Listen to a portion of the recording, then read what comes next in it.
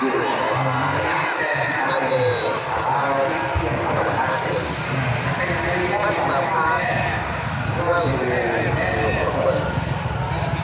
ท่านที่จะไหว้ดูหลวงพ่อเปิดเพื่อทานได้ไม่นับ100 บาทโดยเฉพาะการดูก็มี2 สถานที่ทางด้านนี้ถ้าสินค้าได้ถึงหลวงพ่อเปิดเดินทางเข้าทางด้านทุกประตูก็เลี้ยวไปทางด้านซ้ายมือแล้วก็เดินทางดูและสำหรับด้านในก็ทางด้านเวลาตักบาตรของวัดหลวงพ่อทานคือเป็นสิ่งสำคัญของสาธุชนทุกท่านฉะนั้นวันนี้งานไหว้ครูหลวงพ่อเปิดก็ได้เรียนมาบรรจบต้นรอบ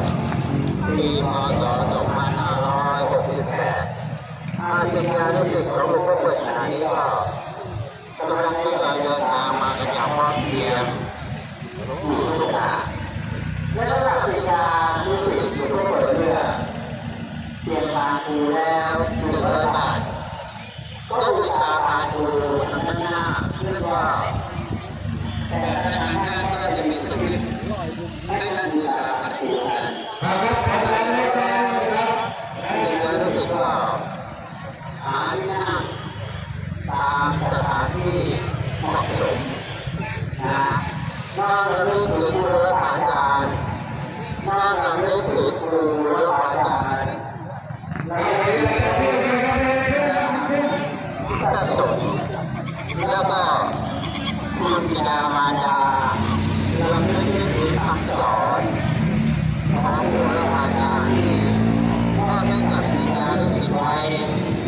ทั้ง7 ประการถ้าศิษยานุศิษย์ทุกท่านก็ทราบดีแล้วว่า7 ประการนั้นประการที่ 1ก็คือไม่ให้มีลูกเมียคนอื่น